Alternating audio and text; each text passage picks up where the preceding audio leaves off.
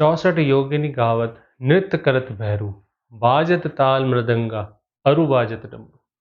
ये पंक्तियां माँ दुर्गा जी की आरती में आती हैं, जिसका अर्थ है कि हे माँ, आपकी गुणगान करते हुए 64 योगिनियां गा रही हैं। भैरव देव नृत्य कर रहे हैं मृदंग की ताल पर और डमरू बज रहा है। अब इन शब्दों को अपन थोड़ा गहराई से देखते हैं। पहला शब्द है 64 योगिनी। तो आखिर कौन होती है ये योगिनी? दूसरा, भैरव देव आखिर क्यों नाच रहे हैं इन योगिनी के साथ? तीसरा, मृदंग अगर ताल के लिए था, तो क्या डमरू भी ताल के लिए था? या डमरू का इस पंक्ति में कोई और महत्व है? अब मेरा दूसरा सवाल यह है कि आपने ज्यादातर प्राचीन मंदिर इस रूप के देखे होंगे। ये मंदिर ज्यादातर देवताओं के थे और ये एक लिंग के रूप में है। मगर क्या आपको पता है कि कुछ महत्वपूर्ण मंदिर इस तरह के भी दिखते थे, यानी कि योनि के रूप में? ये मंदिर माताओं को समर्पित थे। और अब मेरा तीसरा सवाल यह है कि आखिर इन मंदिरों का इस दुर्गा माता की आरती में आने वाली इस पंक्ति से क्या संबंध है? अगर आप नहीं जानते तो ये एपिसोड अंत तक जरूर देखिएगा। इस एपिसोड में मैं इन सभी सवालों का जवाब दूंगा और हम मिलकर कई और रोचक चीजें भी जानेंगे। इसलिए ये एपिसोड अंत तक देखते रहिएगा। नमस्कार, आप सभी का मेरे इस नए एपिसोड में मैं स्वागत करता हूं। मेरा नाम है अक्षय कपूर। चलिए एपिसोड शुरू करते हैं योगिनी शब्द से। आखिर किसे कहते हैं योगिनी? अगर बहुत ही साधारण शब्दों में समझाऊं तो जैसे कि योग की सिद्धि प्राप्त पुरुष को योगी कहा जाता है, ऐसे ही योग की सिद्धि प्राप्त महिला को योगिनी। भारत के सनातन धर्म में सालों से कई पंक्तों में ऐसी कई सिद्ध महिलाएं हैं जिन्होंने पुरुषों की तरह ही तांत्रिक विद्या प्राप्त कर सिद्धि भी पाई थी। लेकिन जिन 64 योगिनियों की मैं बात कर रहा हूं, ये ऐसी ही सिद्ध योगिनी थीं जिनके पास अकल्पनीय सिद्धियां थी और शक्ति थी। इन्हें आप माता पार्वती या शक्ति की स्वरूप मैत्रिकाओं के रूप या सेवक भी मान सकते हैं। इन्हीं योगिनियों को समर्पित कर बने थे भारत में ये योगिनी मंदिर। यहाँ माता स्वरूपी शक्ति की तांत्रिक पूजा होती थी। तांत्रिक शब्द को अगर आप अच्छे से नहीं समझते तो मैं आपको बता दूं कि तांत्रिक असल में एक पूजा तपस्या करने की पद्धति है, जिसमें गुरु शिष्य परंपरा द्वारा सिखाया जाता है। इस पद्धति में पूजा पूरे विश्वास से और बड़े ध्यान से की जाती है। इस पद्धति में शिष्य को शिक्षा कुछ विचित्र तरीके से भी दी जाती है, जिसे आम इंसान को अजीब लगता है, परंतु असल में केवल एक पूजा है, आध्यात्मिक शिक्षा के लिए। तांत्रिक पूजा पद्धति के भी दो अंग हैं, वामाचार और दक्षिणाचार। तंत्र पद्धति को और अच्छे से समझने के लिए आप बियर बाइसेप्स पे राजश्री नंदी जी का ये एपिसोड देख सकते हैं। लिंक डिस्क्रिप्शन में भी डाल रहा हूं। अब वापस आते हैं योगिनी मंदिर पर। भारत में पाए जाने वाले अधिकतर योगिनी मंदिर वीरान जगहों पे होते थे।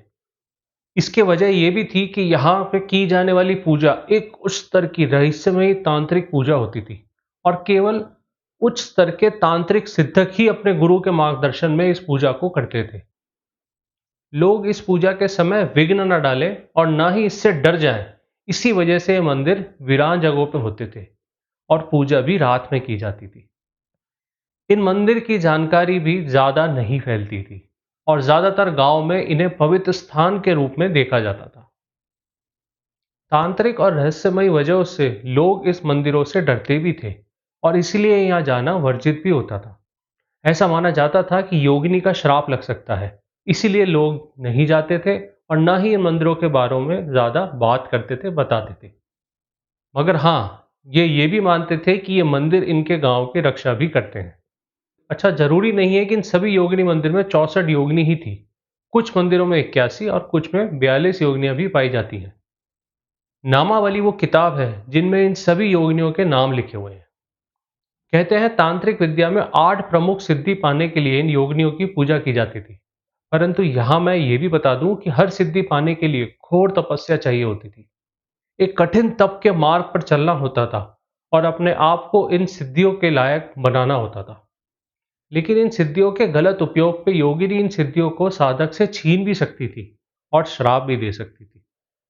ये 8 सिद्धियों में से कुछ प्रमुख हैं: सूक्ष्म व विशाल होने की शक्ति, एंटमैन की तरह। लेविटेशन या उड़ने की शक्ति, सुपरमैन की तरह। रूप बदलने की शक्ति आदि। कहते हैं कि वो श्री हनुमान जी ही हैं जो इन सभी सिद्धियों में पारंगत थे।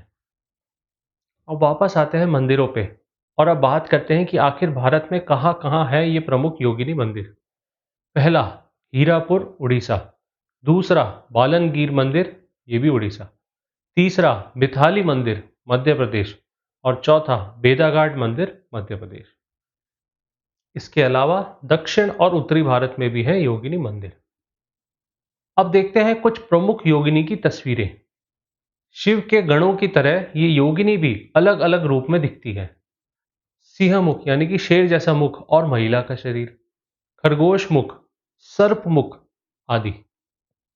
ज्यादातर इन योगिनी मंदिरों के बीच में प्रतिमा होती थी शिव की, शिव के अर्धनारेश्वर रूप की प्रतिमा, जिसमें कि शिव और शक्ति का योग है। इस प्रमुख प्रतिमा के द्वारपाल के रूप में कई मंदिरों में श्री भैरव विराजमान होते हैं। अब इन मंदिरों में की जाने वाली एक तांत्रिक पूजा का मैं आपको इंट्रोडक्शन देता हूं। ये पूजा पूर्णिमा के दिन की जाती है और मातृका शक्ति को समर्पित होती है। बिना ज़्यादा डिटेल्स दिए मैं बस इतना कहूँगा कि ये एक उच्च स्तर की तांत्रिक पूजा होती है, जिसमें पूजा के उपरांत कहते हैं कि एक ऐसा खुशी का माहौल बनता है, जिसमें सभी योगिनी और भैरव देवता शिव पार्वती के चारों ओर नृत्य करते हैं। मृदंग की ताल बजती है। और अब आप ये देखिए कि अगर आपने दुर्गा माता की आरती पढ़ी है, तो ये तांत्रिक पूजा उसमें वर्णित है। 64 योगिनी गावत नृत्य करत भैरू, बाजे ताल मृदंगा अरु बाजत डमरू। है ना मजेदार बात कि कैसे हमें कोड में ये सभी तांत्रिक पूजा बताई गई हैं, मगर हम इन सब बातों को जानते ही नहीं है और ना ही ध्यान जाता है हमारा। असल में जो मूर्ति पूजा हम घर पर करते हैं, कुछ हद तक ये भी तांत्रिक पद्धति की ही पूजा है, क्योंकि वेद काल में पूजा में कोई मूर्ति नहीं थी, बल्कि प्रकृति के तत्व की पूजा थी, जैसे कि अग्निदेव की हवन के माध्यम से। अगर आपको इस वीडियो को देखकर योगिनी और योगिनी के मंदिरों के बारे में जानने की और रुचि बढ़ी है, तो आप विद्या दाहीजिया की ये वीडियो देख सकते हैं। उन्होंने इसी विषय पर अपना शोध प्रस्तुत किया था। काफ़ी दिलचस्प और ज्ञानवर्धक वीडियो है ये। इस वीडियो का लिंक भी मैं नीचे डाल रहा हूँ। हाँ, मगर उनका एपिसोड अगर आप श्री राजश्री नंदी जी के एपिसोड के बाद देखेंगे, तो और भी अच्छे से तंत्र और योगिनियों को कनेक्ट कर पाएंगे। इसी के साथ मैं अपना आज का ये एपिसोड ख़त्म करता हूँ। मुझे ध्यान से सुनने के लिए आपका बहुत बहुत धन्यवाद। फिर मिलेंगे, तब तक के लिए अलविदा।